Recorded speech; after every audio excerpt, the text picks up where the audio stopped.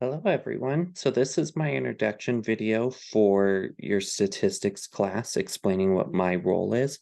I'm going to be your online supplemental instruction leader. So that's what the acronym OSIL stands for. But the overall program is called supplemental instruction.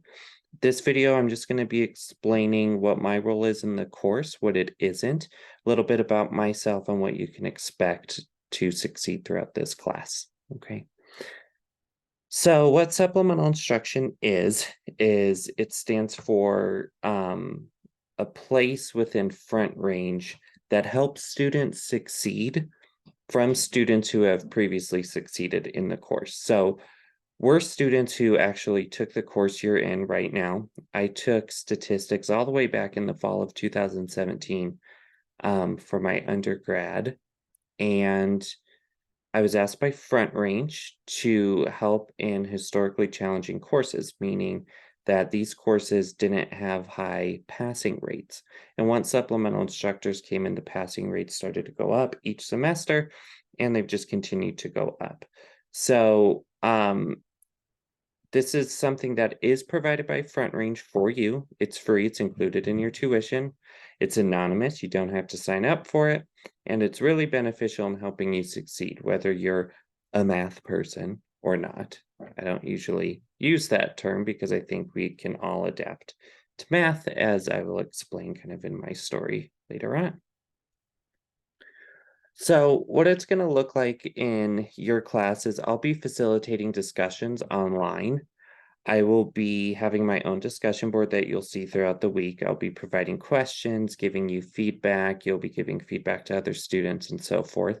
This is kind of to mimic where it originally came out of within class is, you know, in a class setting, you have the professor teaching, you're usually sitting at a table, then you have some free time to work on stuff. I'd be walking around helping, asking questions, things like that. So that's what the discussion board is set to mimic for the online setting. I'll be given mini lessons by posting little 5-minute videos and things like that of, here's what worked best for me, here's how I understand this, here's what's worked for students in the past. I might say, in the session, a student said this, I thought this was really cool, I thought I should share it, sort of things. I'll be providing study materials for the course. So I have study guides for each chapter, along with quiz reviews and the final exam review. None of those are for a grade, they're only to help you study. We will be using those documents within the SI sessions. So that's going to be kind of like your little workbooks that you would bring to help you succeed in the class. And what you're going to see is that all of those bleed over into your homework, exams, quizzes, things like that. And I'll be hosting twice weekly sessions over Zoom outside of class time. Obviously, we don't have a class time, so I'll have 2-hour Zoom sessions online that you can attend. So they'll be on Tuesday and Thursday, and I'll give you the schedule here in a minute. They're going to be about 2 hours long. I know that might seem like kind of a long time, but the reason for that is because I really try to give you time and space to really understand what it is we're doing. I think one thing that hasn't been beneficial for me and hasn't been beneficial for others I've seen in the past is going to get help. I only have a half hour, I only have an hour, right? And you're trying to really cram and understand something that just requires more time. So I like to give us a good breadth of a window. 2-hour long Tuesday and Thursday sessions, it's 4 hours a week that you're getting free help.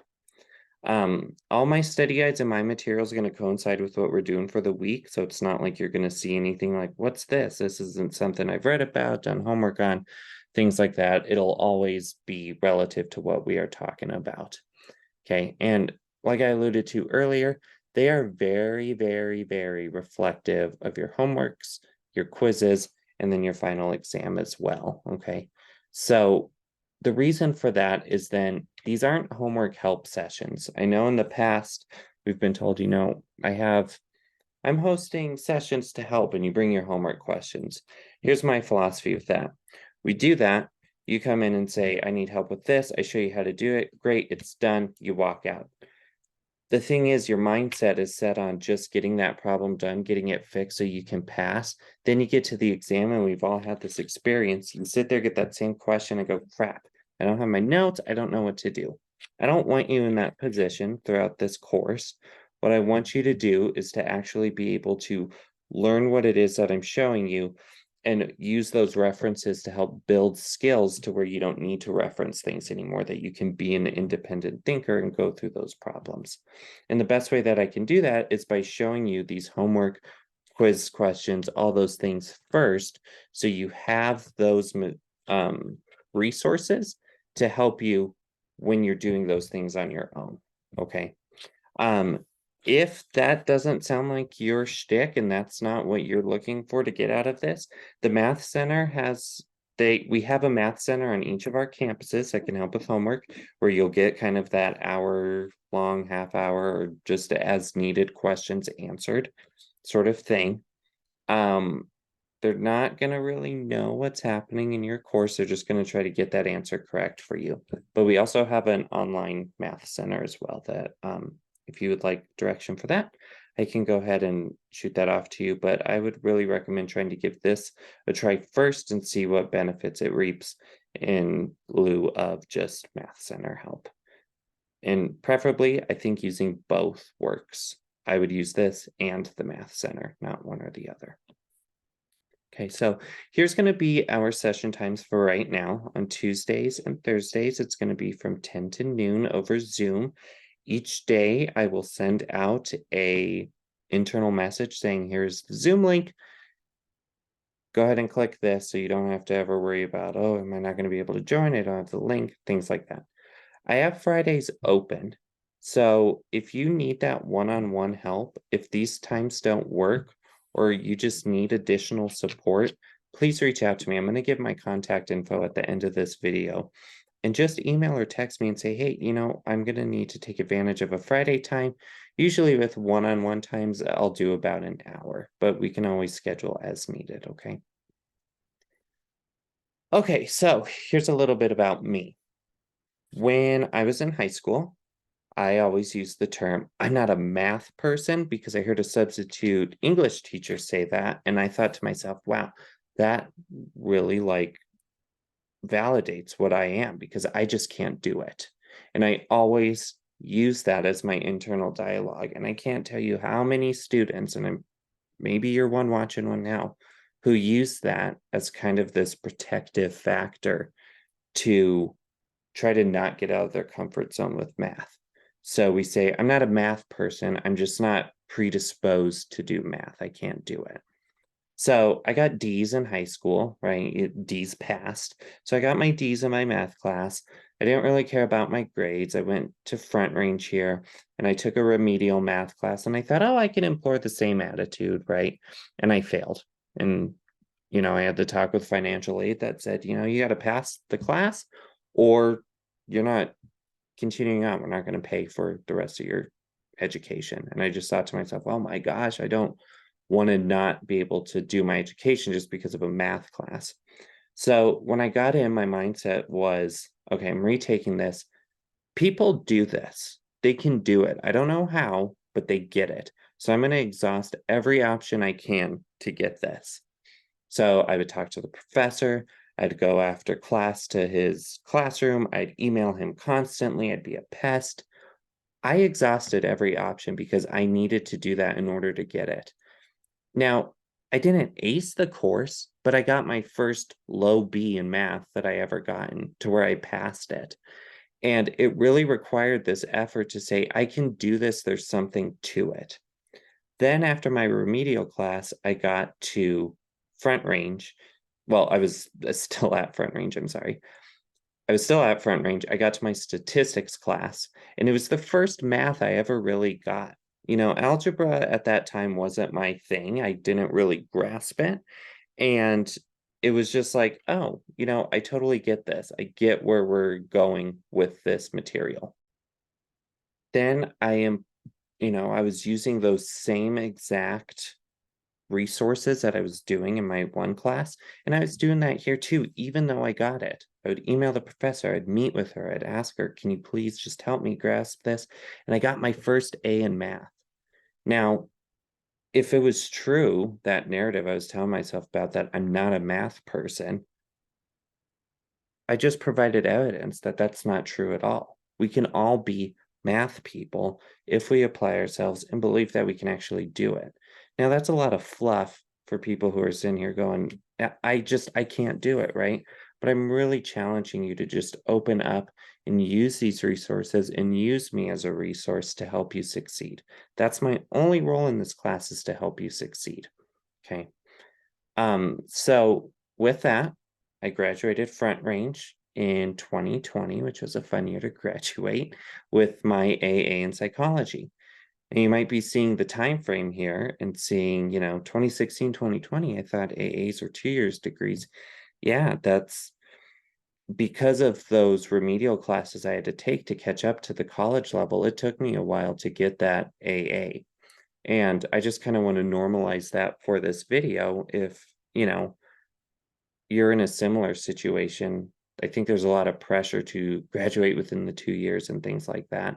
But, I'm grateful for those 4 years at Front Range. They've been the greatest actually ever in all of my academic career. And I'm glad I took that time, because now it really benefits me for the future and what other arithmetic classes I've had to take. So after I got my A in psychology, I went to Metro and I got my Bachelor of Science in psychology and finished my last 2 years there. And I recently just graduated there in December of 2022. So it's almost been a year since I graduated with my undergrad. And right now I am at CU Denver getting my master's in clinical counseling therapy, and I'm expected to be done by 2026. So I kind of always lightly joke in the sessions that because I've been going for psychology and for therapy for, almost, this whole academic career is going to take me 10 years. I'm kind of like your math therapist. I'm going to help you just employ calmness and find your center, believe in yourself with these things. And, I know you can do it because I've done this for 7 years. I can tell you, I've seen so much change with students on the first day going, I can't do this. I'm not a math person, to the last day flying through this, getting 104% on exams. I've seen people going from 60s to 85%, and it's just the greatest thing ever. And I'm so happy for everybody. Whatever your journey is going to be, I just really hope you use SI to help you, because it really, really helps. I've only seen it benefit. I've never, ever seen it just take away from success. Okay. So here's a little bit, this is kind of just my academic overview. So you kind of know a little bit about me and what I'm going to be bringing to the sessions and the lens that I'm going to be seeing things through, because, statistics didn't just end at my statistics class. I had to take a statistics for psychology in my bachelor program. I had to take a research methods. I have to take a research methods class this semester for my graduate program.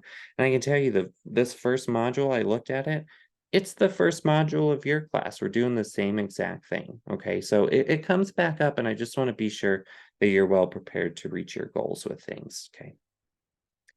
So a little bit more about me. This is me and my husband right here on the left. His name's Ray, and we've been married for 2 years, going on 3. This is our cat Lola up there, and then our little Chihuahua Sarabi. I'm more of the cat person. My husband's more of the dog person, but as I've alluded to, I don't agree to that type of person. So I'm learning to love more of be a dog person. My husband's learning more to be more of a cat person. So that's a little bit peek into my personal life. Another thing that's a big interest of mine, I don't know if you can tell, is Star Wars. This probably rules my life. It's ruled my wallet since I was a child. It continues to. And because of that, to just really amplify the nerd experience, I made your study guide Star Wars theme. So we're going to be getting Star Wars themed math problems. And you can see my Zoom backgrounds are always Star Wars themed. No, this is not my apartment. It is Mon Mothma's apartment from the show Andor. I just think it's very beautiful, so I always change my Star Wars Zoom backgrounds.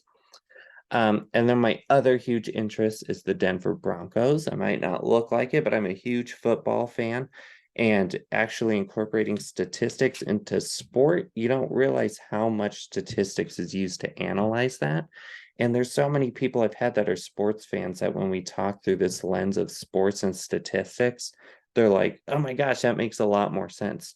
And if you're watching this and going, I've never seen Star Wars, I hate football, I hate math. Again, let's I challenge you to just be open-minded and try new ways of looking at things. I think it's a lot more fun than, the insurance examples that you get from the textbook and stuff like that. Okay, so these are going to be kind of what I'm going to be bringing. And maybe I didn't say this, but study guides are Star Wars themed, exam and quiz reviews are Bronco themed. Okay, so we're going to be using kind of those two lenses to look at these things. Here's a Star Wars quote that I like, kind of talking about the challenge of opening our minds, right? To cultivate hate is easy, yet leads only to the dark side. To cultivate love is a far greater challenge, yet infinitely more rewarding. So the reason I put this in here is because I know a lot of us bring this hate of math into the setting we're in as sort of this protective factor. We're kind of unconsciously thinking, well, if I just say I'm a math person, if I hate it, then I don't have to bear the shame of when I don't get something right or bear the guilt of having to stop and take a break. And what I challenge you to do is to say, I love my education. I love my journey with these things. I might not like where I'm at. Remember, loving and liking is two different things. But if we approach things from that lens, I think this class in your academic career is going to be more rewarding than just shutting off and hating the subject you're in. That might not, you know, sit with you well. It might. I I'm just here to offer it, and you don't have to take that. But I just kind of want you to know what my perspective is and what I kind of hope for you as students, because I really want you to succeed and be at ease with this course, and I don't want you being in excruciating pain trying to get through it, right? Okay, look at this increase. This is an actual statistic that just keeps gaining more evidence of being true each semester, that you have a 30% increase in your whole letter grades. Now, we're going to be talking about inferential statistics here in a bit, later on in the course. This is not fact. This is not saying you will get a 30% increase by attending SI. This is a probability. You are more likely to have a 30% increase in your grades by attending an SI session, which is pretty much a whole letter grade, okay? So I'm just giving you this fact as another incentive to give it a try to see how well it might sit with you. Here's my contact information. There's my email and my phone number, which go both to my cell phone. Please, please, please do not message me on D2L. I am only on there 3 days out of the week. And you're going to send me urgent messages, and I'm going to see it and go, oh, I could have helped you, but you should have texted or emailed me. Please do this. It gives me all of the contact info in one spot. It comes to me right away, and I'm available to you when you need it. However, that does come with an asterisk. Don't be that person doing their homework at 1 a.m. and texting me. I'm asleep. I don't do that, and I don't appreciate when people do that to me, texting me things at reasonable hours. Please get a hold of me and do things, but be responsible and, respectful of my time as well. That's not to say that I won't answer you. It just might be later in the day, and I might just give you a gentle reminder of saying, hey, I'm not going to respond at 1 a.m. If this is an emergency, maybe plan things at an earlier time. I get schedules are all over the place, especially with the online. That's why we're doing online. Golden rule, just communicate with me. If you say, hey, I do my homework at 1 o'clock because I'm a nurse and that's when my break time is, perfect. We're going to plan something to where I can answer you in the morning because I am not up at 1 a.m. Okay. Just know too, I am also a student. There might be times I'm in class and it's just, you're going to have to wait an hour until I'm done. Okay. But I will get back to you. That's the thing. Regardless, I will always get back to you. So this is my contact information. Save it into your phone. Put something on there. Do not message him on my courses. It's just not efficient. Okay. Okay. So I'm going to leave the video there.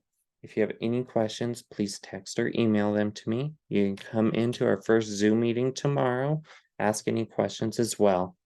But if that it kind of gives you an overall sum of SI, I hope it does.